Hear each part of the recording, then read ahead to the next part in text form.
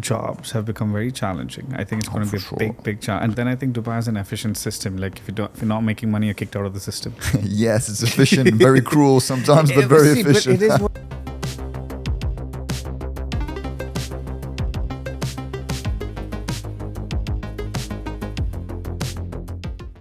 Dubai was, why I'm saying it's different is that, see, till 2020, nobody took Dubai seriously. It was like, okay, come 3 to 5 years, make some money, leave. Nobody wanted to stay. This was not home, all right? It was just a transition place. People used to come to Dubai to go to US or to go to the UK. Or to go to Asia. Or to Australia, or retire back in India or Pakistan or whatever, But now nobody's going back. Yeah. People want to stay here, right? Yeah. So after 21... Now, okay, people are like, okay, let's seriously consider that good properties are making a lot of sense. ROIs are great. ROEs are great. Yeah. And all the money's coming in. Right? I agree with you. But when those 21, 22, 23 properties that were selling off plan, now they're getting handed over and people are getting the properties. And now is when the questions are going to come as to where did the money come from. Then people won't get financing as well for the last 40% on handover, for example. Yeah. And you got to be able to show income somewhere. How are you going to do that? My UK visa got rejected because there was a 500,000 as unidentified. 500,000, not a lot of money, but then it's like... In the grand scheme of things, yeah, maybe it's not a lot, but for a normal person, 500K is not a small amount. The UK government said, we didn't understand where this came from. And I'm like, I run a real estate company, but they were like, we don't care. Yeah, but Zohaib, they track 10K. 10K? Then over £10,000 of wire in the UK. There is a red flag. Not red flag, but justice will have a sort of tracker attached to it. And if there is a £2,000 or £3,000 taken out in cash, suspicious behavior. This is why they're leaving the UK. This is why people are leaving from. But it's not just the UK. It's in Europe. A lot of European countries. Yes, Spain, France, Portugal, Italy. No, Australia is not in Europe, but yeah, sure. Yeah. My point is there's a lot of tracking. Yeah. Because capital is leaving these countries, so they're trying to retain China. it. And there are so many... But smart people will always find ways of going around these different, capital controls and so on. The other day I met this guy from Nepal. He owns hotels in Nepal. And he was like, so Nepal, Bangladesh, these places, the government has a cap of $10,000. You cannot send out more than $10,000. And so earlier, the biggest challenge was figuring out how to move the money. Now there's a new challenge. Okay, you moved the money. Now how do you structure it? Yeah. And... the thing is, after the fact, for example, I bought a property in my name, I'm transferring it to my foundation. Right. But if there is a gap between, let's say I'm a UK resident and I have stayed in the UK, I bought a property here. Now suddenly I want to transfer it to a foundation. Okay, no problem. You can. 0.125% fee is already there. So depending how expensive your asset is, there is fees. Number two, the asset, if it has risen up in price, typically you should declare that in the UK and pay capital gains because you're transferring to your foundation. Not a good idea. And if you had put it in the foundation directly, it's not yours anymore. Whereas you have kept it for X, Y, Z time, let's say 2 or 3 years, you owe the taxman in the UK your capital gains on this asset, even when you transfer it to the foundation. And then after that, if the foundation is not controlled independently and it's not structured properly, and it is, as I said, for your case, fully tax transparent. Founder, he's on the council, he's the beneficiary, he's God in the foundation. God of the kingdom, yeah. God of the kingdom, and he can do anything he wants. Right. UK will say, man, this is a shell company. It's not independent control.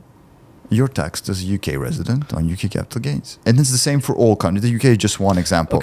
In Europe, everything is the same. Say UK resident comes, buys an Oasis. Oasis value goes from up. 10 million to 15 million. Yeah. That 5 million tax he has to pay to the UK. Yeah. And if he doesn't show it, he's screwed. You're not just talking about his foundation has his properties in the UK. You're not talking about that. You're talking about his... okay. Here, individual UK resident. Has properties in the UAE, right? These properties go up in value over a certain period of time, 3 years, for example, 10 to 15. 5 million dirham is the capital gains. Yeah. He didn't declare anything in the UK, and right now he's not going to declare anything in the UK. But that's not the right way, because he's a UK resident. He should declare all his overseas holdings, right? And all his assets that are specifically in his personal name, because those are assets. And when he's transferring to a foundation, he's not transferring just to himself. He's giving it away. So when he's giving it away, at that point, capital gains comes in and the tax comes in. So if he had structured in the foundation straight away, no capital gains. Should he declare the foundation? Yeah, for sure. In this case, you always have two ways of going about tax and overseas tax and your domestic tax. If let's say you have a company like, I don't know, Microsoft in the UAE. Microsoft in the UAE has employees, clients, an office. Microsoft is owned by US shareholders. Does Microsoft in the UAE pay US tax? What do you think? No, it doesn't, because it has control, it has substance, all in the UAE, right? Same for a foundation. If the foundation is here, taxed here, tax resident, and has a controlling, let's say, controlling council members that are in the UAE that have a visa here, it can be a company. It should look legit. No, it should be legit. It should be legit. We don't do look legit, guys. We do only like legit. But this is what I'm trying to say. See, now, guys, I don't think you can just move money and boom. No, it's not that easy. You need to work hard. Yeah, you need to work hard. You need to work hard. Like, actually... You need to think long. Think bigger. Right? Because the thing is, compliance and tax is not getting simpler. Yeah. It's getting harder. There are more controls in place, and the theme hasn't been, let's do less control. The theme has been more control. AML is like more serious control. Stuff. Yeah. Money laundering is a serious thing. But the thing is, banks are sometimes, it's just too much. There's too much documentation to provide for a simple wire. Like this British government selling you 500K, I don't understand where it's coming from. I'm not even going to give you the opportunity to explain it. Yeah. They just rejected it. And some banks... And that's a lot of money, to apply for that. For sure. Yeah, and I'm tired. And you have a conference there as well, and you've invested money. I'm spending almost 100,000 dirhams on that, and now I can't go there. My team has to go, and it's just ridiculous. It's just, embarrassing. It's ridiculous. But listen, I did my wedding in Italy, and when we were getting married, we were applying for Schengen visas. Thank you very much. Yeah, you see. So the Russian passport is not obviously great in Europe right now, based on war and stuff. But we applied for the Italian Schengen visa because, I'm spending a lot of money in Italy, and I have proof, contracts, I've sent wires, bank statements. It's a lot of money. Right. So me and my future wife both applied. I got it. She didn't get it. So what? I'm going to do the wedding myself on my own. So we have to reapply to another country. I think it's Spain. And do it urgently. Pay for a specific spot that people are botting, because they're botting these spaces. They're going online, creating programs so that they take up all the spaces and then resell them. So speculators. For like 10,000 dirhams for the next spot in any European country that I could apply from to Dubai. This whole market on its own. Wow. Yeah. Wow. So, and of course it's stressful because we're like a month and a half away from going and traveling, bought tickets. Right. 25 people are invited. They're all bought tickets, and she doesn't have a visa yet. So yeah, but that's a different story. If you go back to the banking thing and to the control thing, when you are moving money, if you have proof that how you have made your money, even if it's crypto.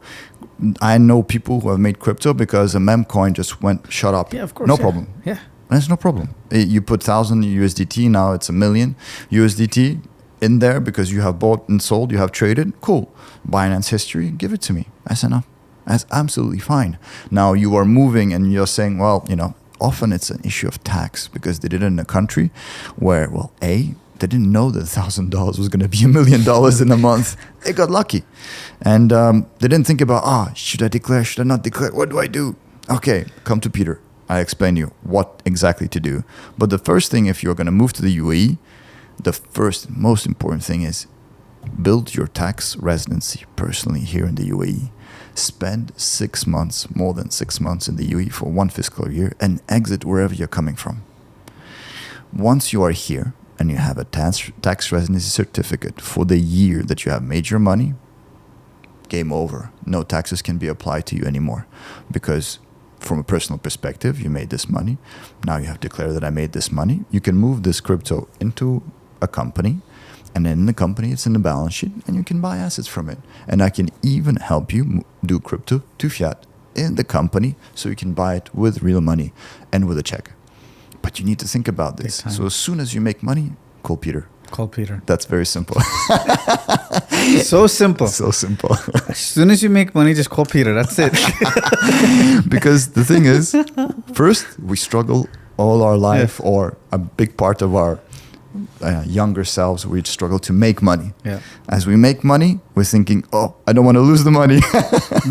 No, losing money can be so easy. Oh, yeah. It's so easy. Just one wrong, stupid step. That's it.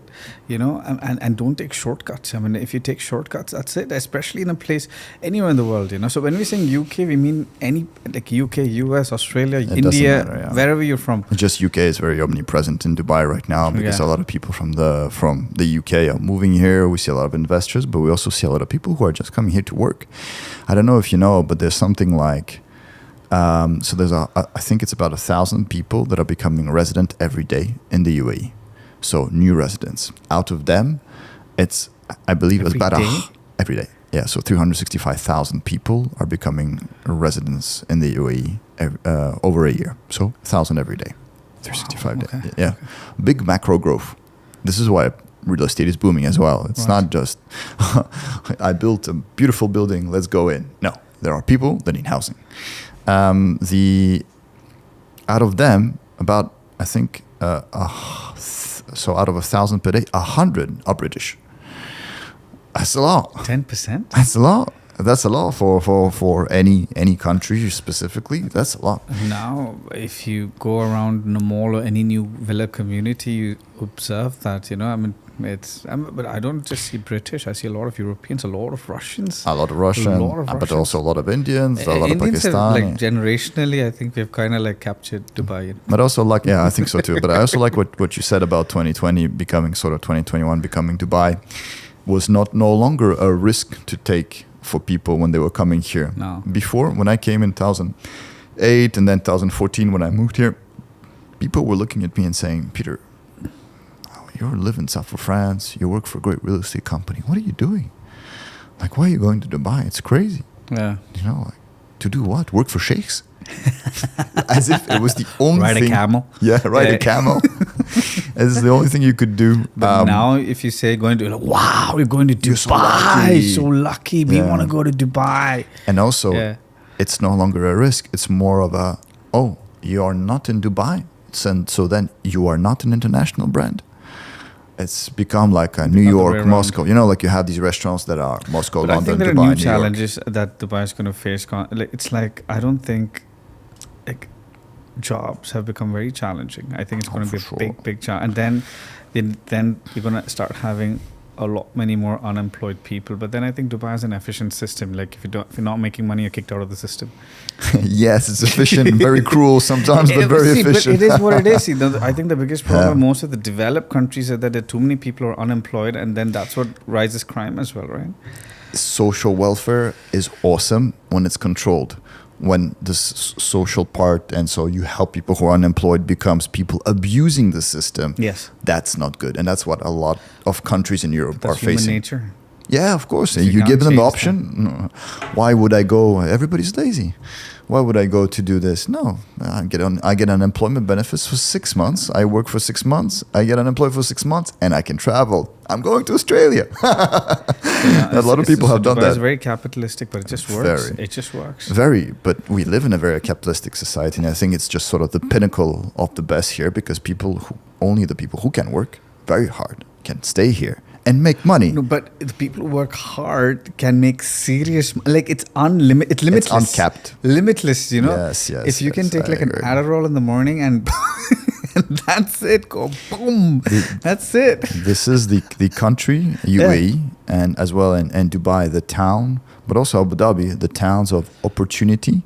And when you are very, very, very working very, very hard, and you are very young, There are not so many places you can go where you can build your career so quickly if you want to work for somebody. If you want to be an entrepreneur, I think UAE is more geared toward SMEs than it is to like startups, Yes. pure startups. Yes. I think startups are more like your US, your San Francisco, your Silicon Valley, easier to raise seed. Right.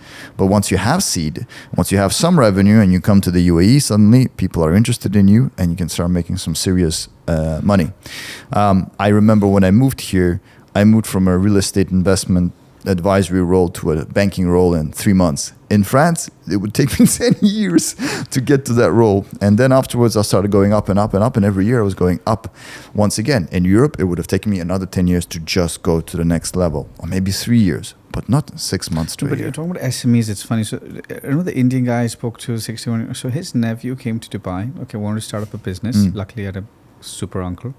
And they wanted to get into this Airbnb business, So, they bought a business, They bought a running Airbnb business, which were managing around 53 properties for around 1.2 million. In 3 months' time, they got an offer for 1.6. They sold it, and so the thing is, Beauty. He told his nephew And that no tax on that sale.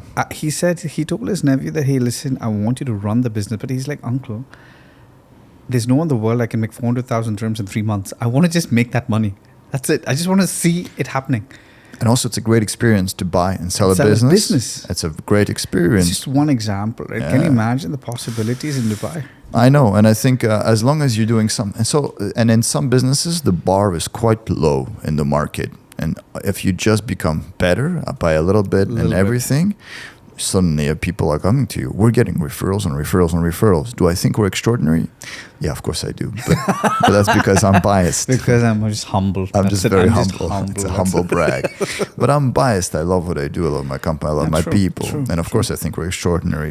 And when you're a little bit more objective. No, but it's about focus and consistency as well, right? I think that there's a lack of consistency in Dubai. People can't make money and just leave, or the quality reduces. They're not like a McDonald's. But then at the same time, see Joe Butler, he started with refurbishments. He did a really good job, and now he's constantly getting referrals. Yeah, as he should. And beautiful example. For one of his clients, he bought a villa. I think it's around 8 million. They refurbished it. He sold for like 16 million. Now that client gave him the 16 million to invest in the next it's just a cycle, and now before he knows it, I think from one he's now doing 7 refurbishments, and that's, see, he worked for it. It's not like he really worked. He's consistent. He delivers results. So these are rare qualities in Dubai. Consistency, delivering, walking the talk. That's really rare in Dubai. Yeah. Most people just talk, they don't walk. Yeah, and it's a lot of bullshit. Yeah. I just showed an example, people don't pick their calls, People don't pick calls, and people say way more than what they do. Way more, but not like 10%, more like 1,000% more. It's like I sold like 50 villas. Guy did like 3 sales. Do you know what I mean? 3 rentals. Yeah, 3 rentals. Like, oh man, I'm the king of Dubai in real estate. That's it. And unfortunately, that's the case. We see it a little bit less in the tax world. We see it more in the corporate structuring or company formation world. Yeah. We still get, to this day, people coming to us with a setup and with a tax sort of puzzle that is like, oh my God, what did you do? Why? Who advised you? I went to this guy. He said, if I do a company in UAE, I don't pay tax anywhere. It's finished. And I'm like, bro, when? Last year. What do you mean last year? Last year we had no how tax. many real estate agents, tell their clients, just open up a company in IFSA. Because IFSA has some sort of like a sales commission scheme. And so... Yeah, volume 1. With zero experience, they just say, because and unfortunately clients are stupid as well. They're like, all you got to do is open a Freezone company and buy through the Freezone company. They have no, I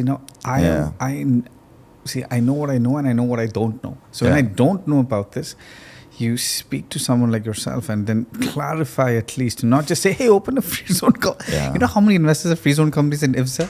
And probably it's going to hit them hard at some point, It might hit them hard. It might not, depending how they structure the Freezone company. But usually, typically, it's just, I'm a shareholder, I'm the manager, I own the asset. What is that called? That's a tax transparent company, which means that the UK or Italy or whoever else will go and say, oh, that's a shell company. Yes. It's your asset. Because in their head, they think it's like a BVI.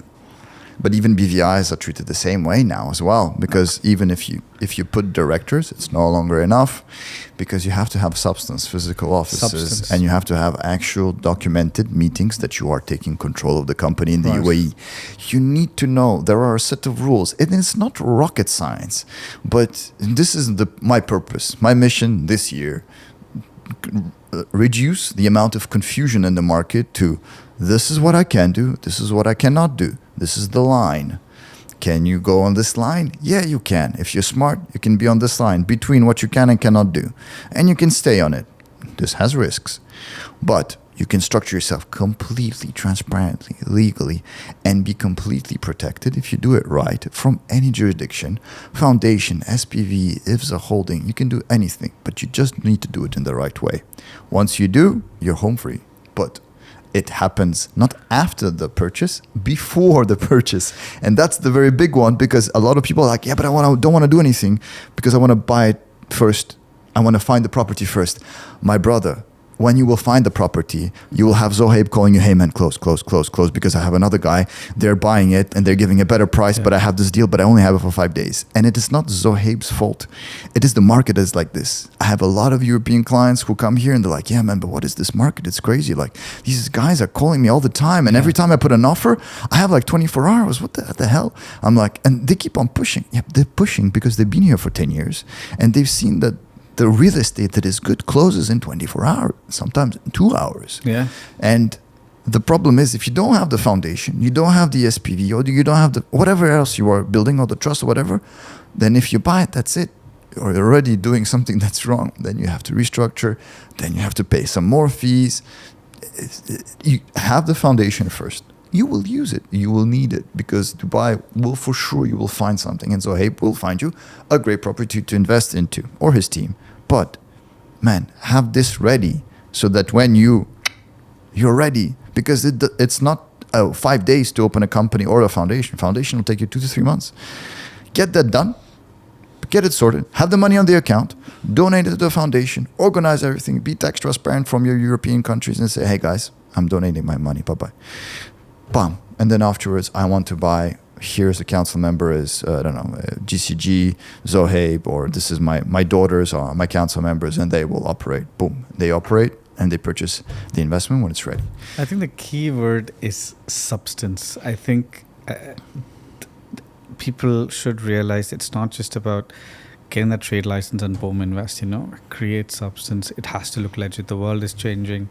I mean, don't regret it, Don't regret it. And a lot of people will skimp out on fees for people. Fees, yeah. Corporate service providers, potentially, I don't want to take an office, a physical office, because, well, you know what, it's expensive. Sure.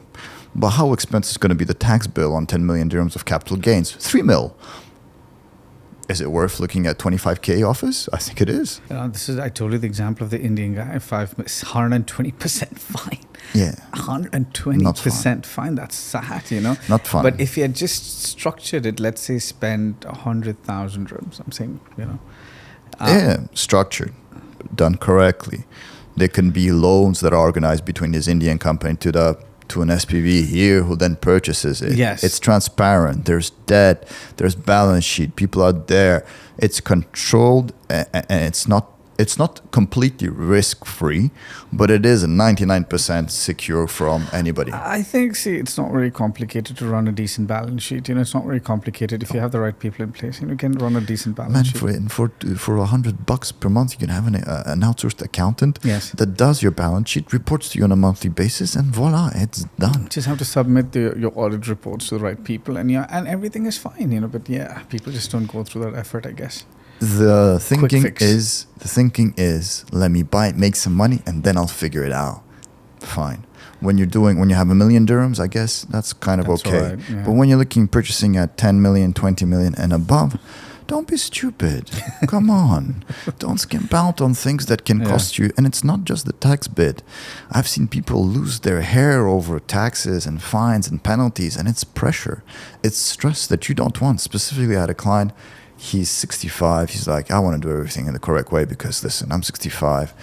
I already got a bypass. I'm not getting another one because of taxes and potential penalties. I want to structure it the right way so that I'm bulletproof. What do I need to do? Boom, boom, boom, boom, boom. These are your four safety. I call these four shields that you need in case something happens, because we always take worst case scenario. The tax man is coming for you. That's always the worst case scenario. I'm coming. So what are the defense mechanisms that we have in place for this to be like airtight and impossible for the guy to prove that this company is not a tax resident of the UAE? Well, it's very simple. It has to be a tax resident of the UAE. What do we need to do? We need a tax residency certificate for the company. We need to have substance. We need to have control. And we need to make sure that we are getting audited and doing the corporate tax filings at the end of the year. With all of these 5 things, we are 99% airtight. So 4 shields. Was this at random? Four, Actually, there are 5 shields. Okay, so okay. Yeah, four shields, 5 shields. Sometimes it's 3. Taxman, control. The taxman, it's the corporate tax residency certificate. Okay. So you are saying the Ministry of Finance here, the FTA, will say that Zohaib's company is paying its taxes and is a tax resident in the UAE. That's number 1. Number 2, control, right? Control. So these means that the decisions of the company are documented and they're made in the UAE. A board meeting takes place at least once per year, better every quarter, and we take decisions about the company and what the company is going to do. Okay.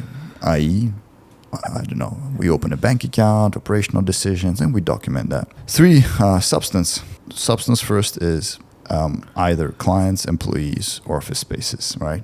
Could be a director, could be somebody resident here. Salaries, expenses, got it, okay. But you can structure it correctly. You can have providers who are there to be your directors, to be there, to be your, to give you enough substance. The physical office is really a good thing, which is why for some clients, mainland companies, a great thing to do, because automatically they need to get a physical office with the mainland company. Freezones are virtual and flexi-desk, and I have what I would call a bad reputation with other tax authorities, because it's like, it's a sham. It's a complete pass-through entity, meaning that actually the tax should be imposed upon the person. So if you have a mainland company, you have to have an Ejari, and the Ejari is there directly. And then we do the audits. We need to do the audits and 4. The audits are audit of your balance sheet by an external person who's called an auditor. And the 5th one is pay your taxes. If there are any taxes to pay them. And to be honest, paying 0 or 9, sometimes paying 9 is better. It hurts, man. I got my VAT. It hurts a lot. Yeah, VAT hurts here. VAT hurts. That hurts, but can you imagine if we were in Europe and it would be 20%? Oh, I can't imagine. When I get my VAT bill, I'm like, what? 9% hurts. 5% VAT, 9% corporate income tax. Yeah. Me, we just did about 30 filings over the last month for our clients. Yeah. Most of them fall under SBR, small business relief. So under 3 million dirhams, people don't pay tax until 2026. But some of them are quite large companies, and 9%, of course, is not a small amount. But what we do is that we are looking at, are we accounting in the correct way? Can we defer some of the revenue towards the next year so that we can balance out on the P&L how much money people are making in the right way from an accounting perspective, and so that it passes the audit. So we're always trying to make sure that our clients are as optimized as possible to be able to pay the taxes, only the taxes that they should pay, not all the taxes of the world. I think you're... God, yeah, I think I can hear the guy, I can hear the guy as well. He's pinging me. Thank you, Peter. It's always a pleasure. There's still plenty to talk about. I get to learn a lot. I think he gave me instructions that I should invest time into self-development. I think you are definitely one part of my self-development. I appreciate that. But thank you so much again. Thank you for having me. If you have any questions, feel free to leave it in the comments. I think we're going to have this these regular sessions. It's a lot of learning, and this is exactly what I think investors, anyone who's looking at the Dubai real estate market, I think this is really key. I think this is your first step. I think so too. Thank you very much, Zohaib. Thank you so Thanks much, for the Peter. opportunity. Take care.